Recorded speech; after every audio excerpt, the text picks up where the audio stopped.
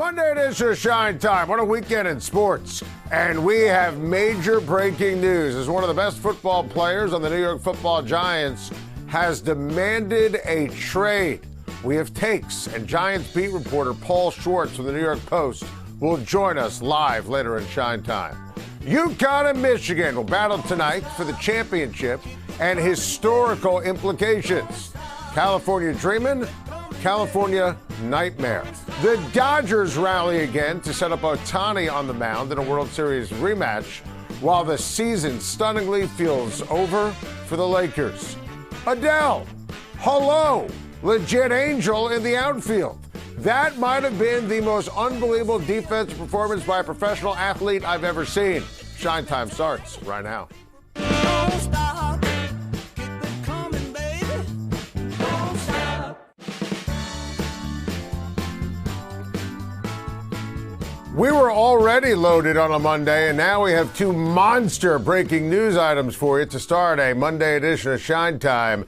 The New York Football Giants have a situation they have to deal with. Dexter Lawrence has demanded a trade, and this is not good. Dexter Lawrence, to me, is one of the best players on the New York Football Giants. The Giants have had a remarkable offseason. Everything they have done this offseason, we haven't said this in a long time, has been brilliant and right. Everything they've done has been inspiring. Dexter Lawrence demanding a trade as he's not happy with the slow-paced negotiations, renegotiations on a new contract. This is officially a problem. Giants offseason program starts tomorrow. John Harbaugh's first time with the ball club in an official capacity with the players. And look, I try to make it a point not to get too bent out of shape if a player is not there for something in the offseason, something that's not mandatory. But when you have on the eve of John Harbaugh's first OTAs, first minicamp with the New York Football Giants, a star player, likable player, dominant player, fan favorite, an important cog on a defensive wheel, demanding a trade, doesn't want to be there, you can officially color me concerned. This is a monster deal. Here's the issue when it comes to Dexter Lawrence, right? If you trade him, I don't see how you get equal value, because Dexter Lawrence is going to want new money. There will be teams that will want Dexter Lawrence. He's an absolute stud. He's due $20 million this upcoming season. But if you're the Cincinnati Bengals, who quickly come to mind, they could use Dexter Lawrence as a key piece to help Joe Burrow help out that defense in terms of making a run at the Super Bowl. The Bills can certainly use him. Maybe Brian Daboll and Robert Saleh would want him in Tennessee. The 49ers could use him, among others. He's a star, but you're going to have to give up a pick. You're going to have to pay him simultaneously. You know, obviously Dexter's coming off of, surgery over the last couple of years. Didn't have a banner season last year, like a lot of Giants, let's be honest. And the whole season was a complete and utter mess. But make no mistake, Dexter Lawrence is a terrific, terrific ball player. So if you trade him for a second-round pick, what does that mean? Are you going to be able to ultimately help the New York Football Giants win games? See, here's my deal when it comes to the Giants and how I operate for this season. The Giants should make the playoffs. That's the standard. We've talked about this here on Schein Time. We've talked about this since the start of the offseason. Every move that they've made has been inspiring. The John Harbaugh hire was unbelievable. The Giants have had a perfect calendar year. This is not what you need. So trading Dexter Lawrence to me for a second-round pick does nothing. Now, you could get a first-round pick. We could have a conversation on that. You could color me skeptical that the Giants are going to be able to get, the Bengals' first-round pick and pick 10 for Dexter Lawrence, as amazing as he is. Let's be crystal clear about that. Because, again, you have to pay him, and the Bengals are not exactly known as an organization that, is just going to give up all sorts of cash willy-nilly. This is not what you want, not what you need if you're a fan of the Giants. Everything has been so great. And also, you don't want to deal from a position of strength. I love Jackson Darts. I absolutely love Malik Neighbors. I love what they can bring to the table together. Love Harbaugh hiring Matt Nagy as the offensive coordinator. I'd love to see them draft. We've talked about it. Jeremiah Love. We'll see if that absolutely happens. They could certainly go in different direction with Styles or with Downs with that 5th overall pick. But I don't want to see the Giants take that defensive line and mess around. I don't want to see them take that pass rush and mess around. Lawrence is fantastic, clogging the middle, great getting to the quarterback. Look, I'm not busting up that strength, which is why I would respond to the trade demand, and it's important to take a breath here. I would try and respond by giving him what he wants financially. I am not in a rush here to deal Dexter Lawrence. Now, I do think there is an interesting window, and that, of course, is the first round of the NFL draft. I think this will come to a head by the end of April, by that Thursday night for the NFL draft. That's when we're going to find out if he's going to stay or if he's going to go. I think that's the time frame, because I'm not trading him if I'm the Giants. I'm not trading him for something, a draft pick, that's going to be in 2027. Every single thing the Giants do should be about winning games, making the playoffs, taking advantage of the Philadelphia Eagles' chaos in that division. I'm a monster fan of Dexter Lawrence. I vote for the Associated Press awards. I have voted him first team All-Pro at the defensive tackle position. I am not in a rush. I understand the demand. I get it. This is not what you want. I'm not in a rush here in trading Dexter Lawrence. Paul Schwarz is going to join us coming up in a little bit. Looking forward to that. Obviously, we'll talk to Paul about everything going on with the Dexter Lawrence and Giants situation. But how about this from the world of college basketball? Michael Malone, in an absolute stunner, is the new head coach, according to our friend Pete Thamel over at ESPN. Michael Malone is going to coach North Carolina basketball. I have a very strong take on this. I love it. This is absolutely sensational. I am a huge Michael Malone fan. Michael Malone has won a championship in the NBA. Michael Malone is a winner. Michael Malone is no nonsense. Michael Malone will be able to attract players via NIL, the transfer portal, recruits to get them ready for the NBA. Michael Malone knows how to win. I think North Carolina basketball is one of, at worst, the four best jobs in all of basketball. College basketball, the NBA, and you could make a real case coaching North Carolina basketball is the single best job in all of basketball. Like, to me, you compare this job to Duke or to the Lakers or coaching the Boston Celtics. Like, that's what we're talking about here. And the fact that North Carolina, with Hubert Davis, who was a C- coach for an A++ job, couldn't take advantage of the landscape in college basketball, that was just an indictment of Hubert, who is a horrible, horrible in-game coach. Terrific human. Great guy, loved him as a player, loved him on ESPN, loved him as an assistant coach, but couldn't coach his way out of a paper bag as a head coach in North Carolina. Michael Malone is tough. He's no nonsense. He maximizes talent. He wins. I am such a massive fan of Michael Malone and a monster fan of this hire. You've heard me talk about this, right? Where Billy Donovan, to me, never made much sense. I think a lot of that was just media conversation and speculation. And I love Billy Donovan in Florida, love him in OKC. Billy Donovan's done a poor job coaching the Chicago Bulls. And that, to me, never felt like that was the right move and the right hire. We talked about other names on the college circuit after Tommy Lloyd stunningly turned them down on Friday. Ben McCollum is a name that, we've talked about. I had John Fant on my SiriusXM radio show today. He mentioned Scott Drew from Baylor. That would have made a lot of sense. But Malone, to me, is perfect. Look, this is phenomenal. You pluck him out of the ESPN booth, right? You don't have to pay any kind of buyout anywhere. You pump and funnel all the money into North Carolina and NIL, and it's amazing. Michael Malone, who obviously, he understands the history of basketball. Dad was a coach. He will be deferential to North Carolina history while simultaneously having the unbelievable ability to build his own name and own brand in North Carolina. I think this is perfect. What a phenomenal job by UNC. Terrific, terrific job. This is an inspiring hire, phenomenal hire.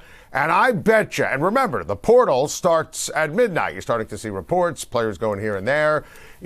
There's no way that it might have just been reported by Pete Thamel, broke the story. I'm sure this has been in the works for a couple of days now, and I bet you see North Carolina make a splash tomorrow, Wednesday, when it comes to NIL and the transfer portal and who they bring in, and players are going to play for Mike Malone. Look, I'm obsessed. I mean, this is a terrific, tremendous hire. Great day to be a fan of North Carolina basketball. They nailed it. Absolutely nailed it. To the original biggest story of the day. NCAA championship is tonight, and the two coaches got together before they get after it tonight. Have you ever rubbed foreheads with one of your players, by the way? Have you tried it yet? I haven't. No? I haven't, no. Okay. Yeah. I mean, are they doing it all around Connecticut? There we go. There we go. I probably had better a few it's guys a sign in of my prime. affection. Yeah, it is. How would you describe to Dusty what it feels like to hoist this trophy as a national champion? I mean, there's going to the Final Four times. Well, he's already been to the Final Four, so going to the Final Four when you get the regional trophy times a gazillion. Excellent stuff from our guy Adam Zucker and CBS Sports and Dan Hurley and Dusty May getting together. And honestly, I'm just obsessed here with all the different elements when you take a look at Michigan and UConn. And, you know, this to me is going to be an unbelievable natty. And I do feel compelled to say this, right, based upon the fact that I whiffed and I was dead wrong on saying that the Final Four was going to be epic, and it just wasn't in terms of competition. How about Michigan when you consider what Michigan has been able to do? I mean, it's just amazing when you look at Michigan just absolutely destroying teams. They are plus 108. Plus 108 when you look at their plus minus in their first 5 games and you analyze it in the NCAA tournament. That is ridiculously incredible. First team in the history of the NCAA tournament with all 5 games being 90 or more points. They've scored 90 or more in all 5. You watch them play against Arizona, they just mauled the Cats. And I thought that was going to be an unbelievable game, and it wasn't. It was 91-73, and frankly, it wasn't even that close. And when I say point differential of plus 108, UConn, which is unbelievable, is plus 41. That is the largest gap ever for plus minus in a championship game in NCAA finals history. That is unbelievable when you take a look at it. It is ridiculously off the charts. And, you know, obviously Morrow was great in the last game. Yaxel obviously is a terrific ball player. Cadeau is superb, and the way that Dusty May has been able to get this team together. 5 transfers in that starting lineup, first time in the history of the finals that has ever happened. And there's so many storylines. Big Ten hasn't had a champion since Michigan State in 2000, which is crazy.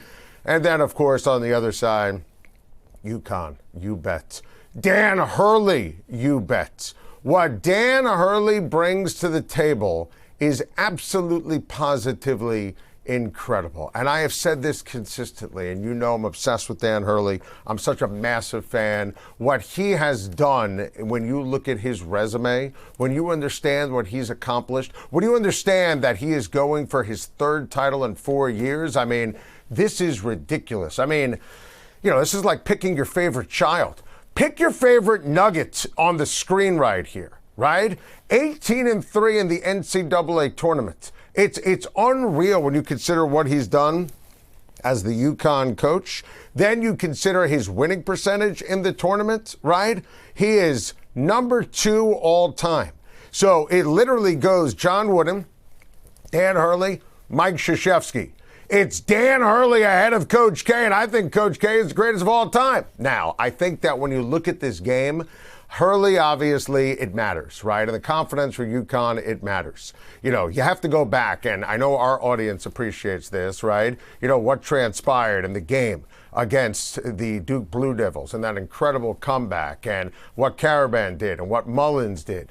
There's no way, in my opinion, out of respect to a team like Michigan, they can't do that tonight. If you see that UConn is down by 10 to 15 points, there's no way they come back against Dusty May's team. Not a chance. I have too much respect for Michigan and who they are and what they've done and the role that we've seen, as we mentioned, for Dusty May and his squad during the course of the season. Now, you look at this run for Dan Hurley, and I would make this case. It's already better than when he won 2 titles. Go back to even the round of 32 when they beat a UCLA team that had just beat Michigan State in the Big Ten tournament. Then you take a look at what they did in the Sweet 16, beating Tom Izzo. Then the Duke game. Then what transpired against Illinois. That's an excellent Illinois team, and they had a great run in it when you look at Illinois going on that run. And then, bam, headbutts for everybody. Dan Hurley was, fired up, and the way that this team played with such toughness and defense and poise, it's just next level, and it's vintage when you understand who Hurley is and what he does. Alex Karaban is ridiculously experienced, 5th player now in the history of college basketball to start in 3 title games. Patrick Ewing, Bobby Hurley, Christian Laettner, and Grant Hill. That's the kind of company. Now, I'll give you that to give you this. If Alex Karaban shoots like he did in the Illinois game or the game against Duke, UConn is dead on arrival. There's no shot. So here's what I think the keys to the game are, right? And UConn's going to cover the spread. Let's be crystal clear on this. Michigan is just mauling everyone. I don't see that happening with UConn. I think they learned from the Marquette game. I think they learned from the St. John's game. And I think when it's all said and done, we are looking at a competitive game tonight. I think Reed in the middle has to ultimately, when it's all said and done, I think that Reed has to have the incredible ability to go out and make sure he doesn't get into foul trouble and make sure he is able to rock and roll. I think that Karaban needs to pump in 18 to 22. I think they have to make sure they maintain. They cannot get run out of that gymnasium early. They, out of respect to Michigan, at the end of the day, there's no way that they're going to be able to come back against the Big Blue. There's no shot that that happens. I just think that when you look at it, there's no way that that's going to be the case. And I think that Mullins is going to be able to pour on the points. And I would like to see, and I'll be curious to see the ebb and flow on this, if UConn can hang early. Not only hang early, are they capable of getting that double-digit point lead? Can they jump out to a 10-point lead? Can they set the tone, set the tempo? It's amazing. Now, obviously, Solo Ball and Yaxel Lendenberg, they have been on the injury report based upon what happened to both of them on Saturday. Ball hasn't been 100% for a minute now. I think that his injury is more significant than Yaxel. Now, obviously, Yaxel is more important to his team's success. Love what Dusty May did putting him back in the game. And when a reporter asked him about it postgame, he said, did you happen to see what transpired in the UConn-Duke game? So they're both off the official injury report for tonight. So both are going to play. I'm not a doctor. Occasionally I play one on TV or YouTube.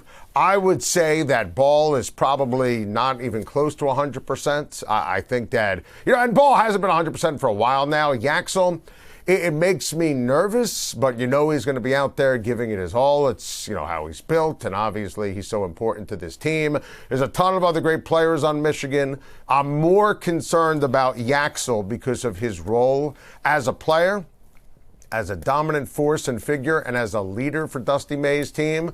But injuries and where they are in relation to that scale of 100%, that is absolutely going to be a big factor tonight. And look, I'm just telling you, that underdog thing matters. And Dan Hurley still have to answer questions about being an underdog against Michigan coming up in the final tonight. You don't have to be the best team. You don't have to have the best season to win this tournament. These are all one game 7, single game elimination. The good thing for us, it's not a 7-game series. Just got to play one game on Monday night. Oh, baby. I have the chills. Let's go. This is going to be such an incredible game. I would be stunned if it wasn't a contest. And I know I said that about Michigan and Arizona. Michigan is unbelievable. Look, we've said this consistently with regards to Michigan. They have been absolutely the best team in the NCAA tournament on the official Schein time eyeball test, right? I mean, you can't even deny it, but I would be stunned based upon what we've seen from Dan Hurley in the NCAA tournament. I would be floored if this game wasn't competitive. I will grab the points tonight with the UConn Huskies. From one legendary UConn coach to another, where Gino made a C-no as his squad went down to Dawn Staley in South Carolina Friday night. Here, the officials will hold the players. Now Dawn and Gino getting into it a little bit on the sideline. as Gino has to be held back.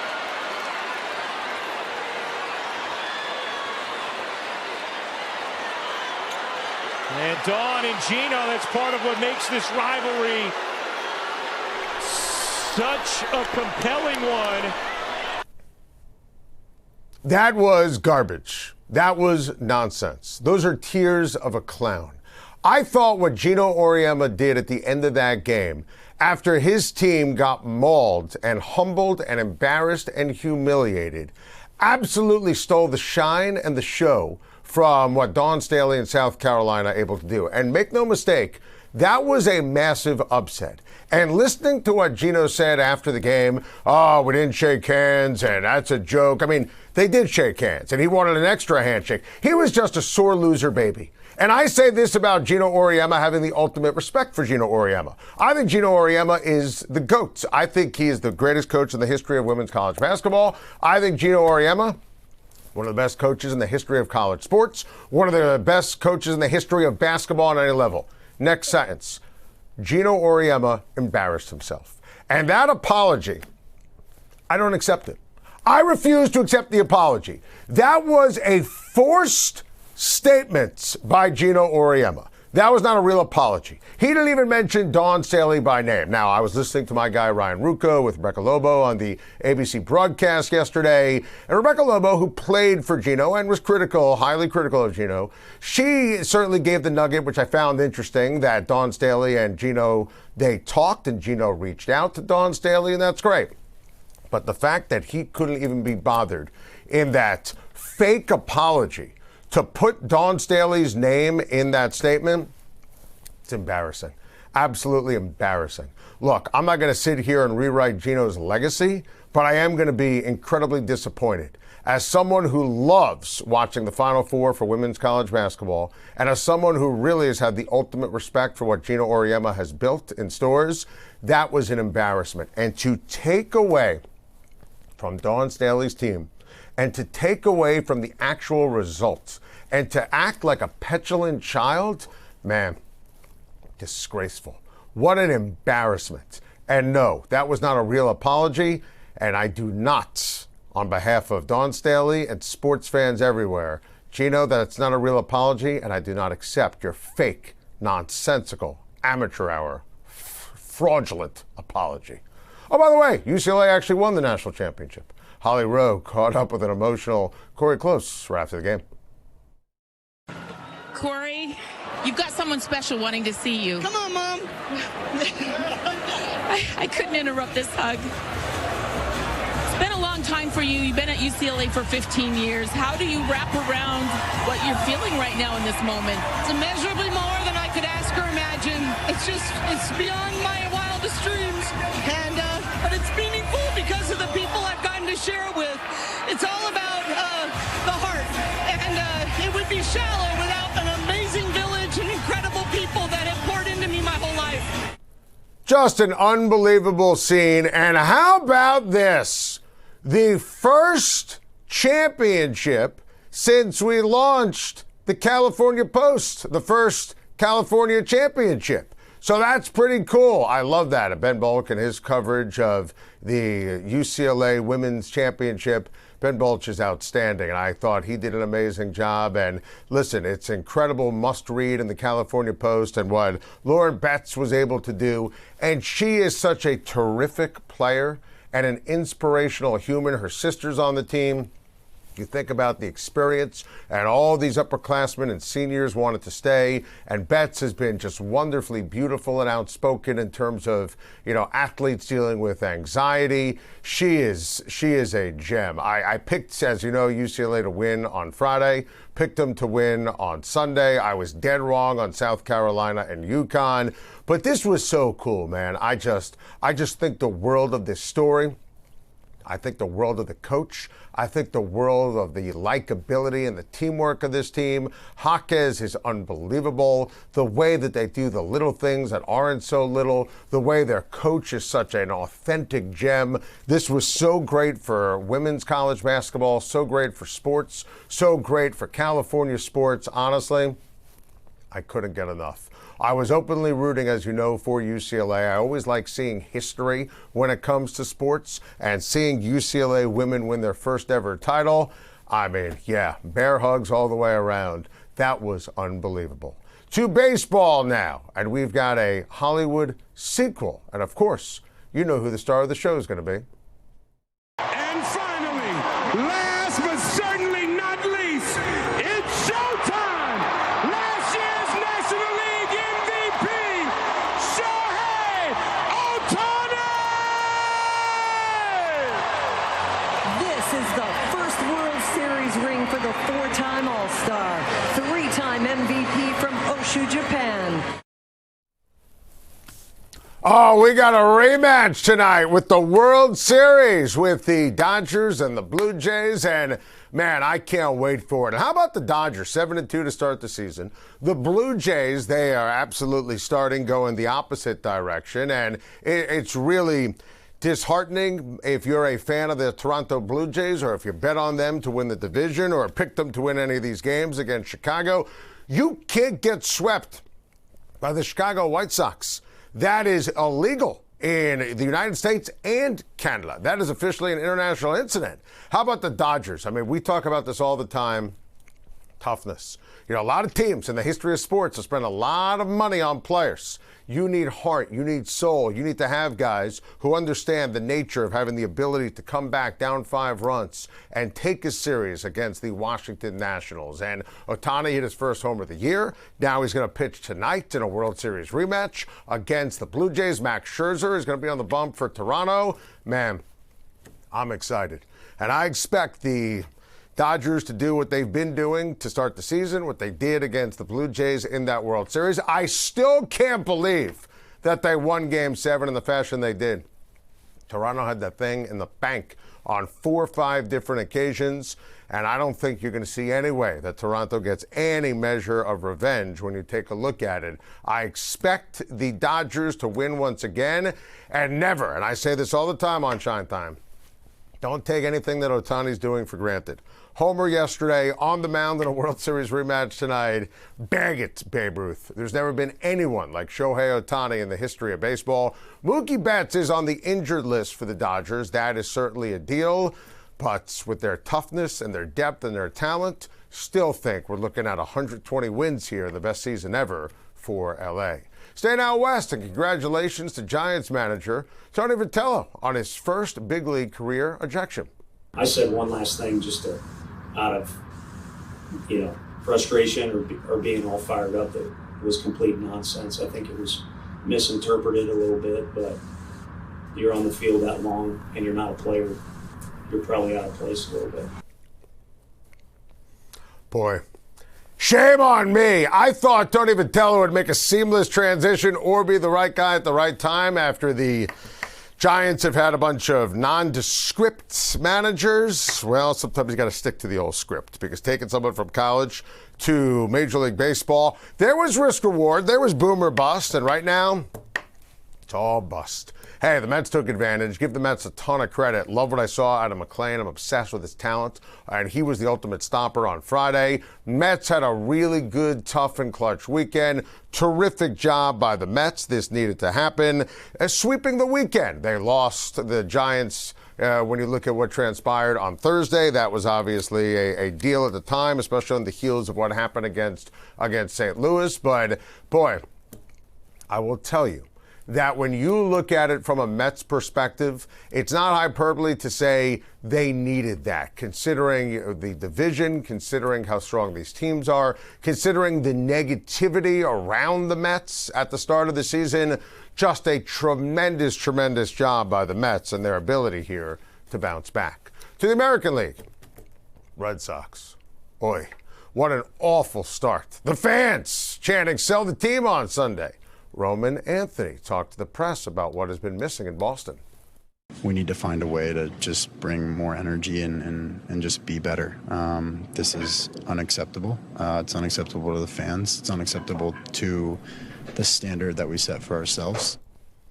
Well, yeah, and I love that Roman Anthony is saying that, because obviously at the end of the day, it's something that is beyond unacceptable. The Boston Red Sox have the worst record in baseball. The Boston Red Sox, and you want to stress and remind people that it is early, obviously, right? There's no question about that. But there was a very thin margin for error when you start talking about the Red Sox, because the offense is deplorable. And I picked them to make the playoffs in the beginning of the season here on Schein Time. But, you know, they're still struggling and scuffling on offense because of the residue of poor design. The Devers deal is one of the dumbest, most asinine deals I've ever seen in the history of professional sports. And they did it because of Bregman, and Bregman left after 1 year, which was part of the deal. What made it such an asinine deal in the first place? All right, so they sign all these pitchers in the offseason, and Schwarz has an ERA close to 9 in his first 2 starts. Sonny Gray is, you know, certainly not living up. Did get a win on Friday. Rare win for the Red Sox this season. And you look at the batting average, you look at the average with runners in scoring position, you look at the ability to get on base, hits in the clutch for batters 1 through 4 in the Boston lineup. They are literally in the bottom 3 of every single category that matters when you look at it from a Boston Red Sox perspective. Now, when you look at Boston and New York, if you're a Yankee fan, you got to be thrilled. And yesterday's Yankee game was tough. Let me acknowledge that. You know, Max Fried was fantastic. Stanton dented the wall. Yankees had the lead. Bullpen blew it. I also want to stress the positive. Yankees take a series against the Marlins. Obviously, opening day on Friday was great. The great comeback on Saturday. I'm not going to sit here and go nuts and anything negative on the Yankees. Fried threw another gem off day today. Schlittler coming up against the A's on Tuesday. Yankees right now are the best team in the division, best team in the American League, and I am a big fan of where the Yankees are, and I can do nothing but stress the positive. But if you're a Red Sox fan, the fact that I know it's early, you're 5 games behind the New York Yankees, yikes. Especially, again, considering the makeup of the Boston Red Sox, the fact that, and I feel for those fans. I know that's, you know, a take that some don't like because, you know, I'm a Yankee fan. I'm a New Yorker. We're on the YouTube page for the New York Post. Red Sox fans are amazing. New England's living room is an unbelievable place. Fenway Park. Baseball is better when the Red Sox are relevant and dominant. It is. I root for Yankees Red Sox to always be the best rivalry in sports. The Red Sox ownership group has no idea what the hell they're doing. Go all the way back to the Mookie Betts trade. It all adds up. You could say what you want. I've said it about Hal Steinbrenner, Brian Cashman. As a Yankee fan, that brass for the Boston Red Sox is bottom of the barrel. To the NBA, where LeBron James ascribed waking up from a nap to the news of the Lakers' real-life nightmare scenario. The shot to the heart, obviously, and to the chest and to the mainframe with Luka, understanding that. Yeah, I woke up from my nap yesterday and then saw that news. I was like...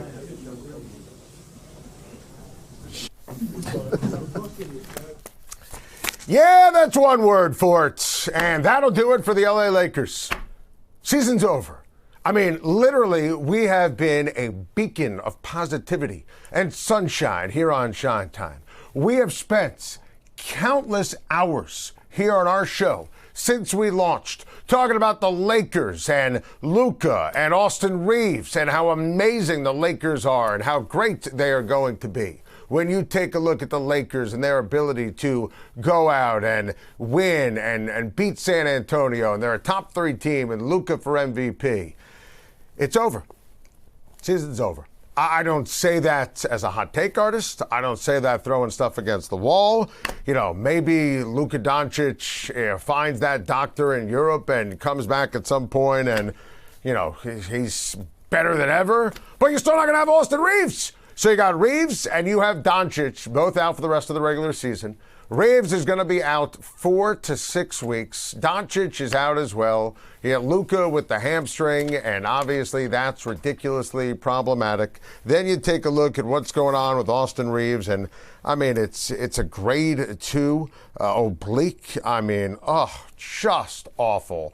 LeBron tried last night. You see the highlights here. Cooper Flagg was on fire. You know, the Lakers, they don't have any kind of wiggle room. It's terrible. It's absolutely terrible. And it's over. And it sucks because this was a great season of overachievement. J.J. Redick, to me, still the 3rd best coaching job of any coach in the NBA. I go Missoula number 1. I go Mitch Johnson number 2. You could argue Quinn Snyder, but I mean, take a look at today, the odds.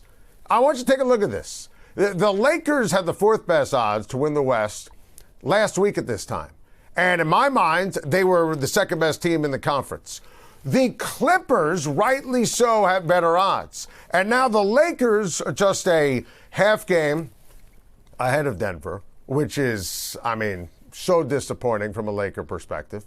They're a half game ahead of Denver when you look at it, and that's crazy. Just a couple ahead of Houston. And, you know, they're just a couple ahead of Minnesota as well. So it's really, if you're a Laker fan, you can't make it up. It's just mind-numbing. It's unfortunate. It's just bad luck, bad breaks on a season that went from everything was about where's LeBron going to end up next year. Then they get hot. Then they figure it out. They're playing defense. I mean, J.J. Redick, I felt for him for the loss last night, is talking about we're going to be fine. We're going to make sure Luke Kennard gets going. Luke Kennard is all of a sudden going to have to be a reliable weapon. Just brutal. I think that Lakers at most win one game the rest of the regular season. They have Utah. They're not trying to win. And I think the Lakers are going to lose in the first round of the playoffs. And I don't think they're going to hold on to the 3 seed. They're going to fall into that 4-5. If they get matched up with Houston, they're going to be dead on arrival. And speaking of Houston, how about what Steph Curry and Kevin Durant did last night? Competitor like that, all-time great like that. You go, back and forth, and you're inspired by his level. I'm sure the same, vice versa. And we obviously have great memories together as teammates, but just it's still crazy we're doing it, at this level, still at this, stage of our careers. And he's 2 years ahead of me, so.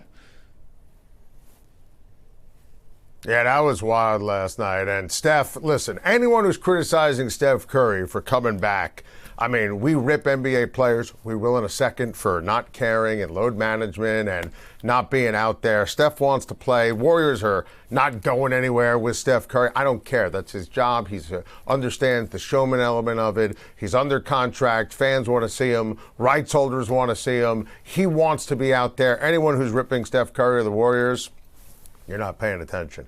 But how about Durant? I mean, the ultimate heel, right?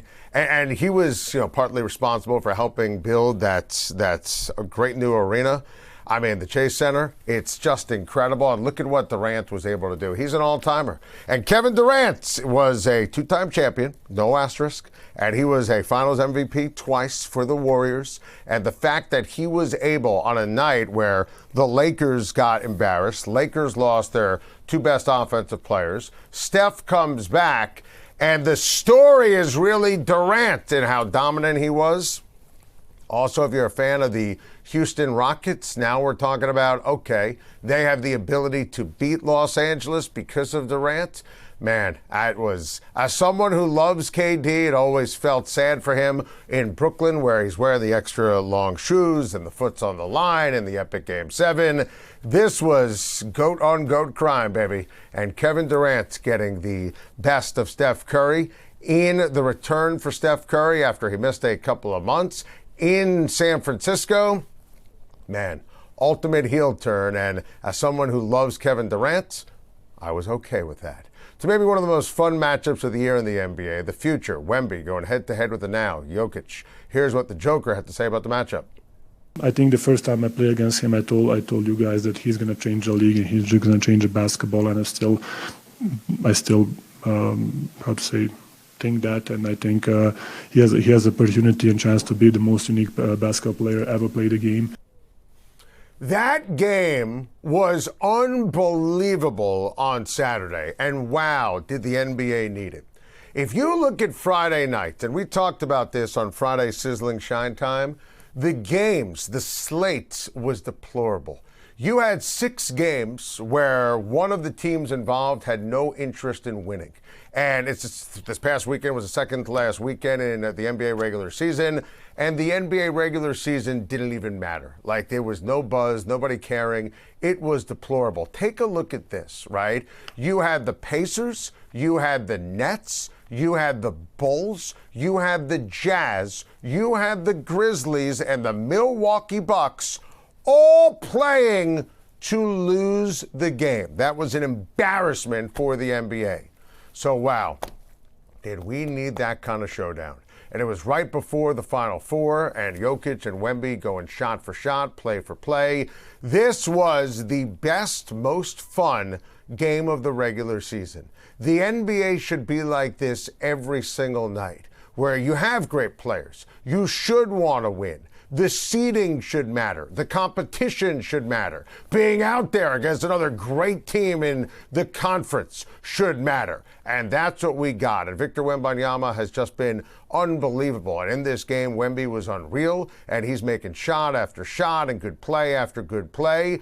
But the way that Jokic played when it mattered the most down the stretch of that game, the ability on a night where he was just incredible, and he had just 16 points in the final 14 minutes, and you saw Denver find a way to win that game. And when he took that shot, Joker did, where it was like a rainbow shot with Victor Wembanyama in his face, man, that was a thing of beauty. Watching it was great. The stat line was great. I mean, watching Joker do his thing and Wemby, and they're going head to head and they're having fun. This is the play, right? Look at this. I mean, that is gorgeous right there. That is what the NBA is all about, as opposed to that garbage, slop, disinterested nonsense that we saw in the association on Friday.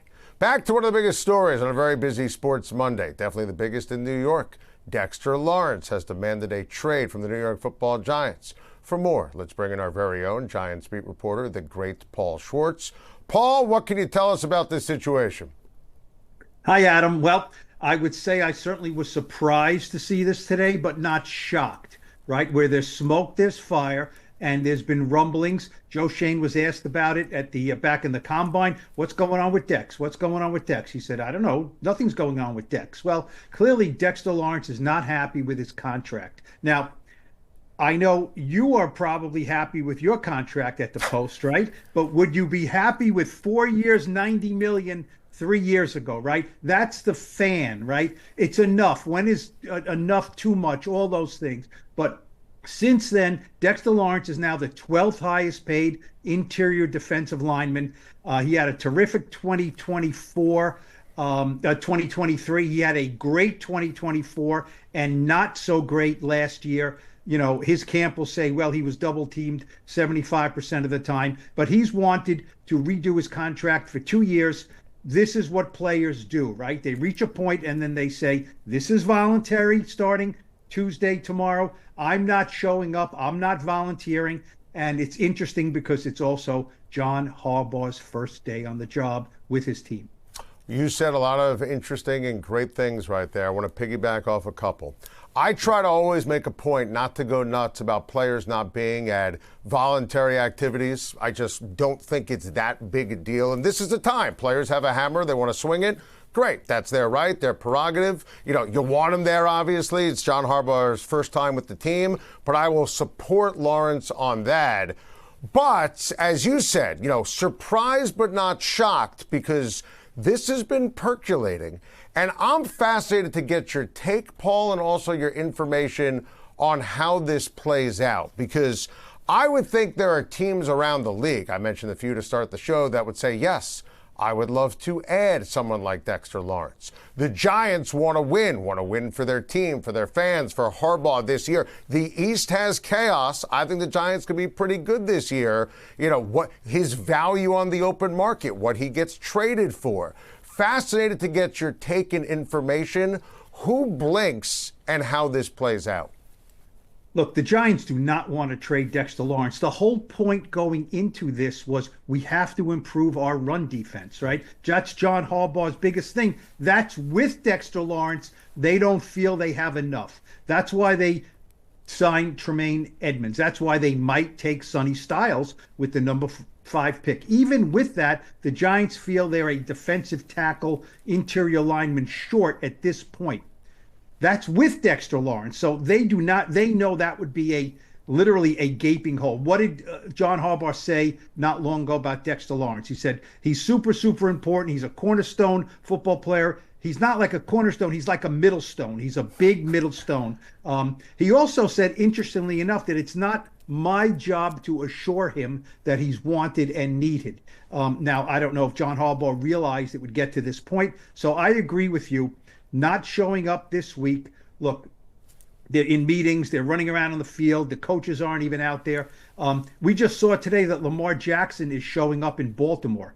He virtually was never there at the offseason voluntary program when John Harbaugh was the coach of the Ravens. So that didn't certainly hurt Lamar Jackson's performance during the season. So if Dexter Lawrence has to wait a few weeks here or 2 or 3 or even a month, I don't think it's a huge deal, but we'll see how dug in Dexter Lawrence is. Look, he was clearly not right last year on the field and off the field, in the locker room. He was not the kind of leader they wanted him to be. He was not great with the media. He looked miserable. Now they were losing, but he's looked better amid losing before than he did last year. So clearly this is something he just doesn't think he should be paid. Put it this way. The Eagles paid Jordan Davis an average contract of $26 million a year. Okay. Yep. Dexter comes in at 21.8. I believe Dexter Lawrence and his camp firmly believes that he is a better player than Jordan Davis. So how much does he want? Probably not Chris Jones's almost $38 million a year, but he can't look at it and say, Jordan Davis in my own division is getting 26. I should be at least there. So I think, and tell me what you think and what you know on this, there kind of has to be, from a Giants standpoint, there has to be a resolution, not necessarily in terms of the contract, whether or not they trade him by the draft. Because the Giants, it has to be about what they bring to the table on the field in 2026. If I'm the Giants, I would never trade him. Let me just say that for the record. I'm not trading Dexter Lawrence. I think he's too great of a player and too important, as you said, in terms of what they want to do. If they realize they can't sign him and have to entertain offers, what do you think the compensation would be? Are we talking about a second-round pick? How many teams would be willing to trade for Dexter Lawrence and pay him, Paul, what you just described? Is there a market? I know you're just, gathering all the information. Is there and it sounds like a crazy question, is there a robust market for Dexter Lawrence? The interesting thing, Adam, is that he doesn't think he's getting paid enough, right? And a team that would want to trade for him, that is an attractive contract to assume. Now, and Dexter is thinking, yeah, that's the point. I want to get paid so much that I can't be traded because it's so expensive. He is not incredibly expensive the next 2 years. He had $60 million guaranteed of that $90 million. That's gone. See, that's why this is now percolating. There's no more guaranteed money here. So, he says, well, you can cut me. You can do whatever you want. I have no guaranteed money here. The Giants certainly are not going to cut him. I think you could get a first-round pick for Dexter Lawrence. Don't you, Adam? Because if he joins a team, he is now your centerpiece. You're not adding him to a Chris Jones or to a Quinnen Williams. You are making him the centerpiece of your interior defense and your run stopper. And oh, by the way, a guy not last year when he only had half a sack, a guy who can push the pocket like very few players can. Now, the Giants are a little concerned. He's 28 years old. He's 340 pounds. And I would think they're thinking, there's wear and tear on his legs and his joints and his body, and he's coming off a subpar year for him. He was double-teamed the same amount in 2024 and dominated. Not last year. Last year, he was coming off an elbow injury. He played in every game. I don't think he was in the right form. But if you're the Giants and you have to entertain trades, you have to start with a 1.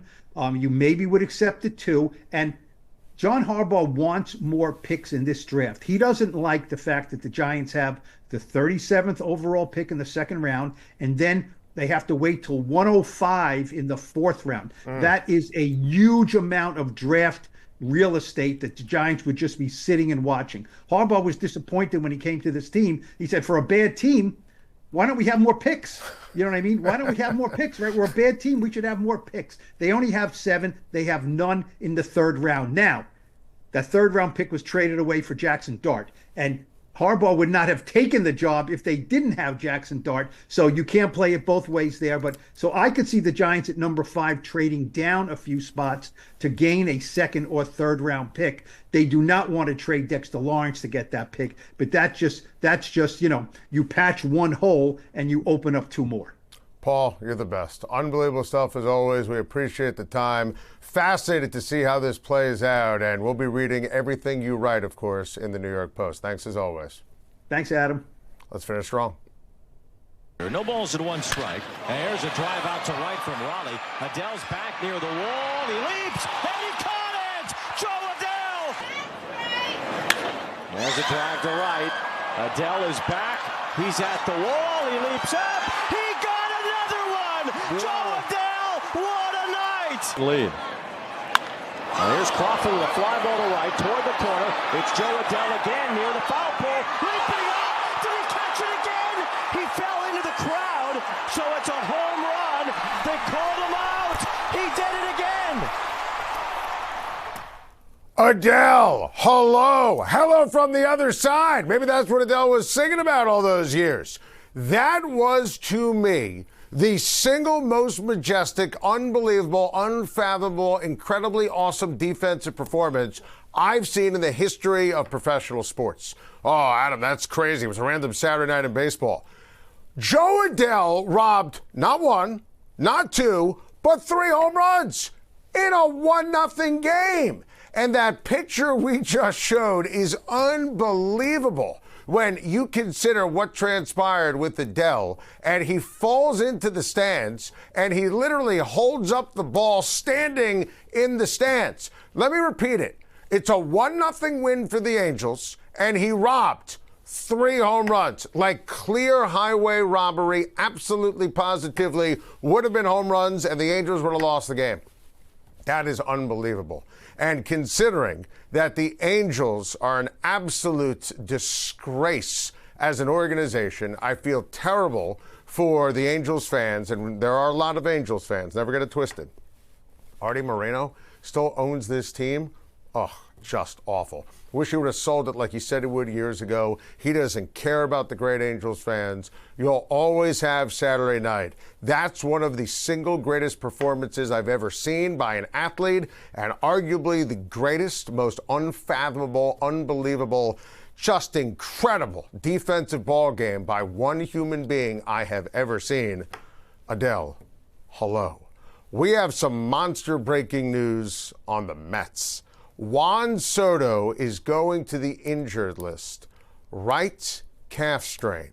He is expected to miss 2 to 3 weeks. This is not good. Look, you knew it was something over the weekend when you saw Juan Soto and he pulled up and came out of the game, and you knew this was going to be the case. Juan Soto, never get it twisted, is the best and most important player on the Mets. We could talk about, Francisco Lindor and handshakes and newbies on the team and Peralta and the bullpen and anything else you want. Trying to sustain and win games without Juan Soto's patience and power and persistence in that lineup, that is going to be a Herculean task. Now, obviously, they have big-time players, the Mets do, that they traded for in the offseason. My guy Marcus Semion's going to get going at some point. There's no question about that. But, the rotation has been okay. It's been solid. Offense has been, up until the Giants series, not very good when you look at it. The Mets not having Soto, catastrophic. I mean, we'll see the severity and how long he's actually out for, but not having him for 2 to 3 weeks, that is a gut punch if you're a fan of the New York Mets. And let's be honest, I just got done saying that, the Mets, what they did this weekend was inspiring and needed based upon how bad they played in St. Louis, how bad Thursday night was. Well, this sucks if you're a fan of the Mets. You can't lose Juan Soto. You can't do it. How about the Pittsburgh Pirates? Are you kidding me? When you take a look at what our guy Griffin has done for the Pittsburgh Pirates, it's just absolutely unbelievable. Connor Griffin's never lost a baseball game. And I told you to bet the Pirates when you look at what transpired on Friday. I told you to bet his total bases of 2 or more plus 135. You're welcome, America. And the Pirates bust out the brooms and sweep away the Baltimore Orioles. You know, that is unreal. And if you love sports, if you love baseball, this is so important for the health and the future. And the president of baseball, Paul Schein's in a great place. Keep him in Pittsburgh. Loved every single element of what I saw from Connor Griffin. He's inspiring. He's like some kind of combination of a young Cal Ripken and, you know, Bobby Witt Jr. and Mike Trout rolled into one. Just incredible, incredible to watch. We're betting UConn tonight. We talked about that at length earlier in the show. There's no way that Dan Hurley's team gets run out of Indianapolis. And in terms of what we are going to be watching tonight, how about the Knicks and the Hawks, right? And that game's going to be on before the title game. I am very into the Knicks and very into the Hawks and ultimately what is going to transpire there. And listen, I'm looking for reasons to be inspired here by the New York Knicks. Hawks have been playing great. Hawks have been playing outstanding. This is something that will matter to me from a Knicks fan perspective, the ability to go out and beat the Atlanta Hawks. That's the show. If you missed any portion of it or want to do what I do and just rewatch the show over and over and over again, just go to the New York Post Sports YouTube page and the California Post Sports YouTube page. Search Schein Time, and we'll see you tomorrow at 2 Eastern, 11 a.m. Pacific Time on Schein Time.